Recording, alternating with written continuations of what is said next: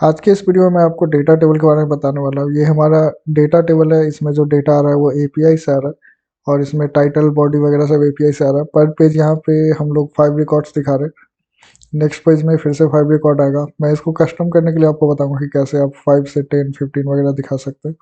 यहाँ पे आप रो पर पेज भी सेट कर सकते हैं। जैसे 25 हो गया या 100 हो गया, एक साथ 100 रिकॉर्ड आ गया। तो ये इस वीडियो में हम लोग देखने वाले हैं। नेक्स्ट वीडियो में मैं आपको ऑटो कंप्लीट के बारे में बताऊंगा। जैसे यहाँ पे मुझे कुछ सर्च करना है, ये रिकॉर्ड सर्च करना है, तो क्यू यू आई मैंने लिखा। यहाँ पे से मिलता जुलता सभी के सभी रिकॉर्ड आ गए हैं।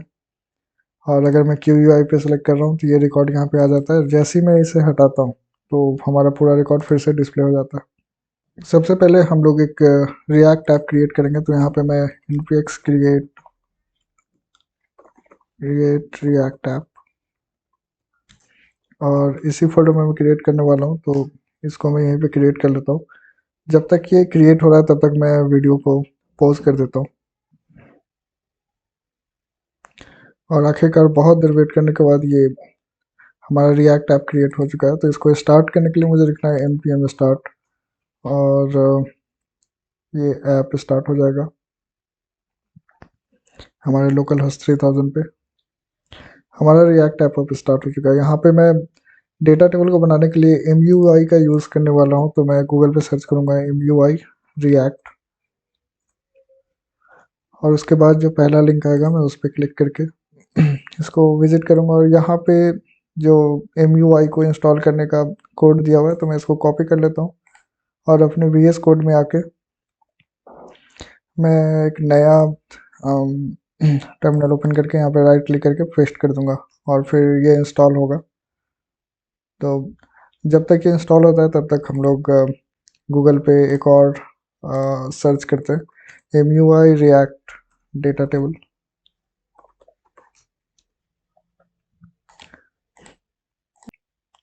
यहाँ पे आप जैसे सर्च करते हैं तो आपको MUI मटेरियल UI में रिएक्ट डेटा टेबल करके आ जाता है और आप इसमें से कोई सा भी डिज़ाइन डायरेक्टली यूज़ कर सकते हैं। मैं क्या करता हूँ कि नीचे ये ये वाला सही लग रहा है, इसमें हेडर वगैरह सब कुछ है तो मैं इसका यूज़ कर लेता हूँ। और यहाँ पे क्लिक करने के बाद आप इसके कोड को देख सकते हैं। इसका कोड बेसिकली दो तरह का है, एक तो जावास्क्रिप्ट के लिए, एक टाइपस्क्रिप्ट के लिए। तो मैं जावास्क्रिप्ट यूज़ करने वाला हूँ तो यहाँ पे मैं इसको कॉपी कर लेता हूँ और यहाँ पे सोर्स में मुझे app.js मिलेगा। यहाँ पे मुझे सब कुछ का रिक्वायरमेंट है नहीं तो इसको मैं ऐसे ही छोड़ देता हूँ। एक नया कंपोनेंट बना लेता हूँ डेटा टेबल टेस्ट करके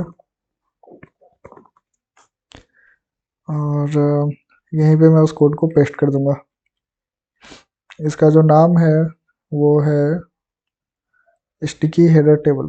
इसको मैं क्या करता हूँ, इसका नाम चेंज कर देता हूँ, डेटा टेबल टेस्ट कर देता हूँ।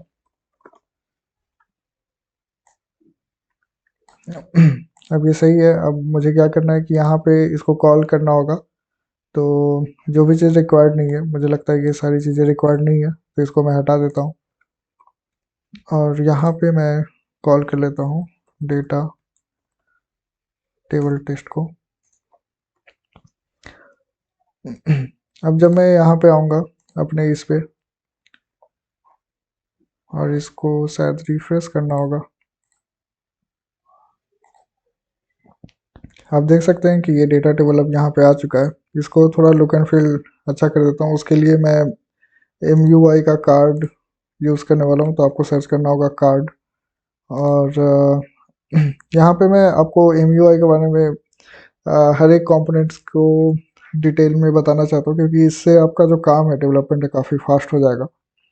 तो कार्ड को यूज़ करने के लिए आपको डायरेक्टली इस पर क्लिक करना है। यहाँ पे बॉक्स और कार्ड दोनों का यूज़ होगा तो मैं दोनों को कॉपी कर लेता हूँ। कार्ड का यूज़ तो मैं अभी कर लूँगा, बॉक्स का यूज़ शायद बाद में कभी होगा, लेकिन होगा ज़रूर। तो कार्ड अब आ गया है। इसके बाद यहाँ पे जो पेपर वाला कंपोनेंट है इसको पहले मैं एक एम्प्टी टैग से इसके अंदर कर देता हूँ ताकि बहुत सारे टैग एक के नीचे एक हम लोग यूज़ कर पाए। और इसके बाद जो ये कोड है कार्ड का, ये वाला दिख रहा है, मुझे बस इसका रिक्वायरमेंट है। इन दोनों का रिक्वायरमेंट पड़ेगा, तो मैं दोनों को कॉपी कर लेता हूँ और इसके नीचे पेस्ट कर दूंगा। यहाँ इसके नीचे कार्ड आ जाएगा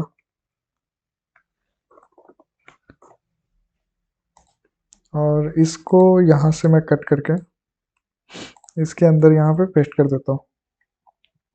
इसका जो मिनिमम विड्थ है इसको मैं बढ़ा के कम से कम 900 कर देता हूँ। तो कार्ड कंटेंट नॉट डिफाइंड बता रहा है, तो यहाँ पे आके ये जो कार्ड कंटेंट है इसको भी मैं कॉपी कर लेता हूँ और यहाँ पे यूज़ कर लेता हूँ। अब ये यूज़ हो चुका है, तो अब ये जो कंपोनेंट है वो कार्ड में आ रहा है, आप जैसा देख सकते हैं। लेकिन यहाँ पे दो दो कार्ड आ रहा है। अच्छा, उसको हम लोग सही कर लेंगे और ऊपर से हमें कुछ पैडिंग चाहिए होगा।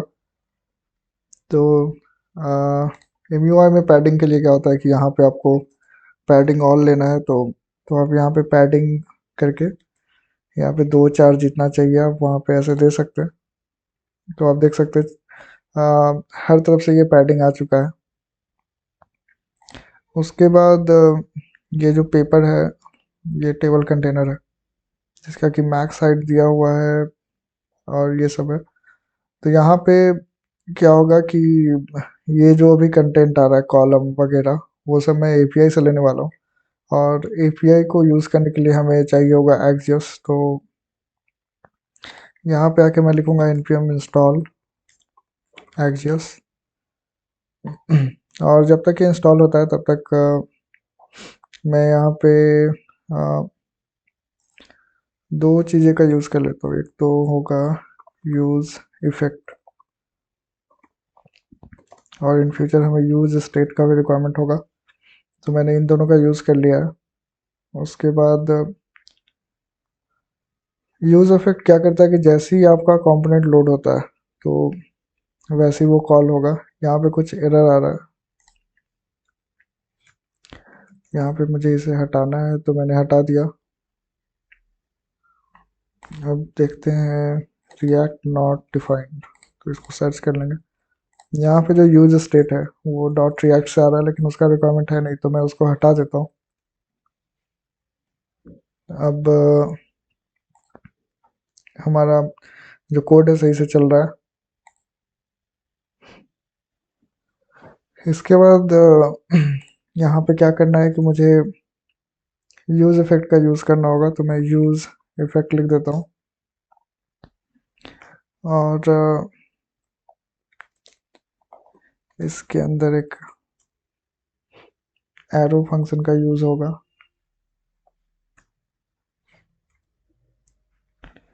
और यहाँ पे एक एम्प्टी एरे आएगा। तो यूज इफेक्ट अब रेडी है और इसके बाद मैं यहाँ पे अपने API से डेटा को कॉल करूँगा। तो उसके लिए मुझे पहले Axios को यहाँ पे कॉल करना होगा। तो Axios को कॉल करने के लिए मुझे लिखना है यहाँ पे import Axios from Axios।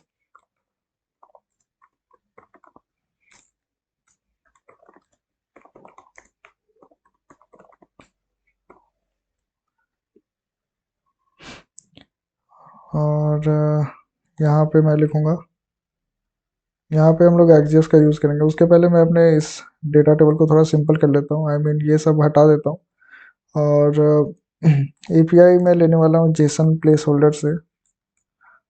तो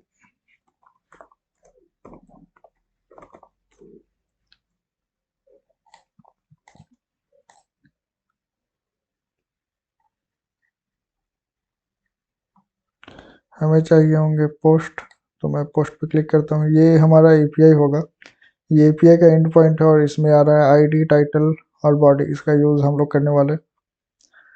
तो यहाँ पे क्या होगा कि जैसा कि मैंने बताया था ये सब जो एक्स्ट्रा फीचर्स या फिर एक्स्ट्रा कॉलम्स टेबल्स रोज़ वगैरह आ रहा है MUI का, वो सब हम लोग हटा लेंगे और उसके लिए मैं क्या करूँगा कि ये जो रोज़ है इसको एम्प्टी कर देता हूँ और ये जो कॉलम है इसका रिक्वायरमेंट अब होगा नहीं, तो इसको हटा देता हूँ। ये ऊपर का क्रिएट डेटा है, इसका रिक्वायरमेंट भी नहीं होगा, इसको भी मैं यहाँ से हटा ही देता हूँ। तब कोड काफ़ी क्लीन है। आई मीन यहाँ पे बस ऊपर इंपोर्ट है और यहाँ पे ये एक्सपोर्ट है। तो ये इतना छोटा कोड हो गया हमारा। अब जो कॉलम था वो लूप में चल रहा था, आई मीन कॉलम एरे में लेके उसको लूप में चलाया गया था, उसका रिक्वायरमेंट है नहीं। तो मैं क्या करता हूँ कि ये जो कोड है यहाँ से और यहाँ से इसको मैं हटा देता हूँ। ये अलाइनमेंट वगैरह यहाँ पे देना होगा, तो अलाइनमेंट मैं सेंटर ले लेता हूँ। की का रिक्वायरमेंट पड़ेगा नहीं, स्टाइल चाहिए नहीं। तो यहाँ पे टेबल सेल आएगा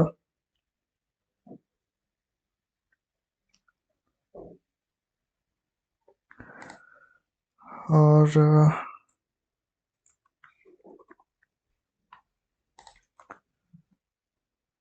जैसे आईडी आ गया, टाइटल और body. Rows is not defined करके आ रहा है, तो यहाँ पे मैं एक यूज स्टेट क्रिएट कर लेता हूँ रोज का।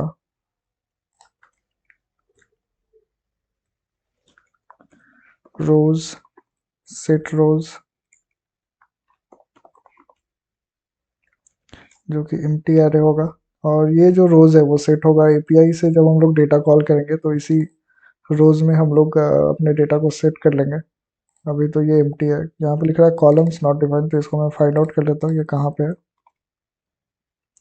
ये क्या हो रहा है कि रोज के अंदर कॉलम लूप हो रहा है, तो इसका भी रिक्वायरमेंट नहीं है हमें। तो मैं क्या करता हूँ कि ये जो डेटा सेल है इसको कट कर लेता हूँ और ये कॉलम की जगह पे इसको मैं पेस्ट कर देता हूँ।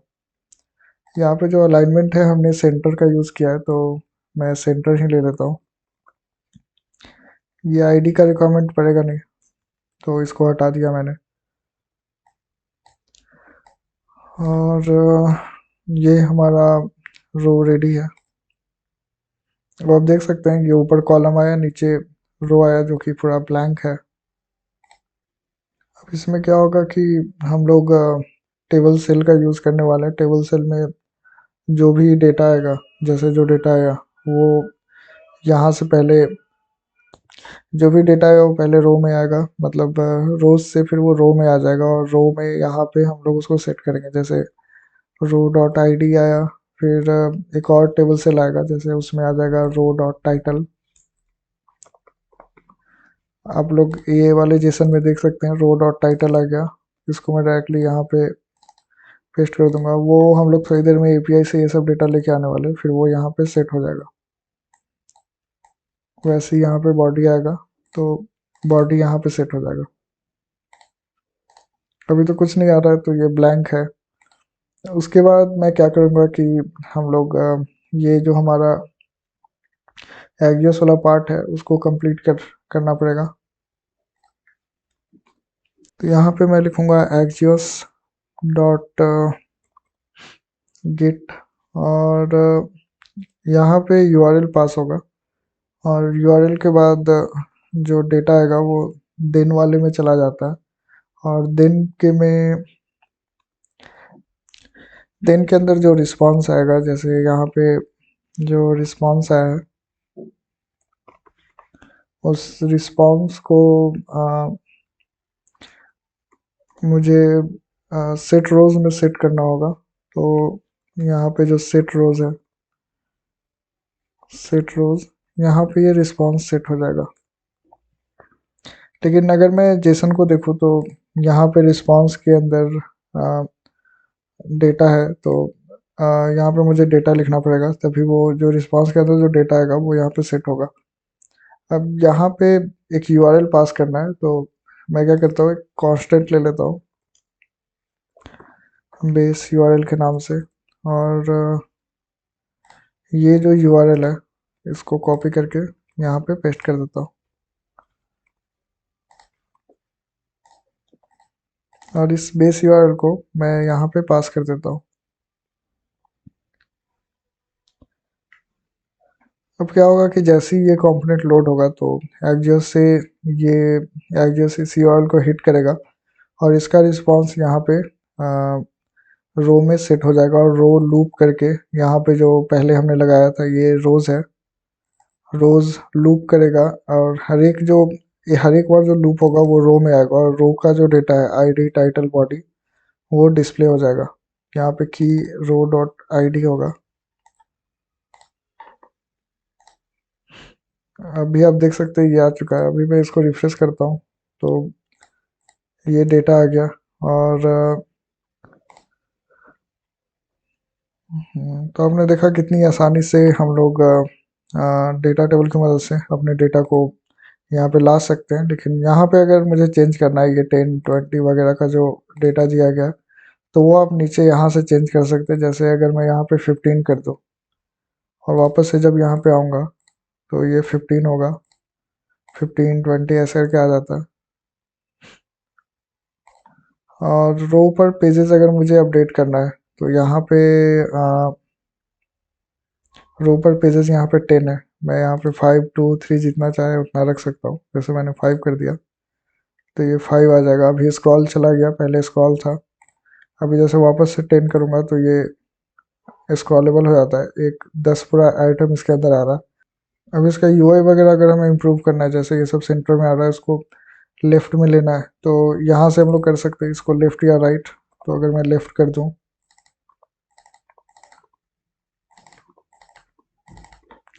तो ये पूरा कंटेंट लेफ्ट में आ गया। तो अब ये सही दिख रहा है।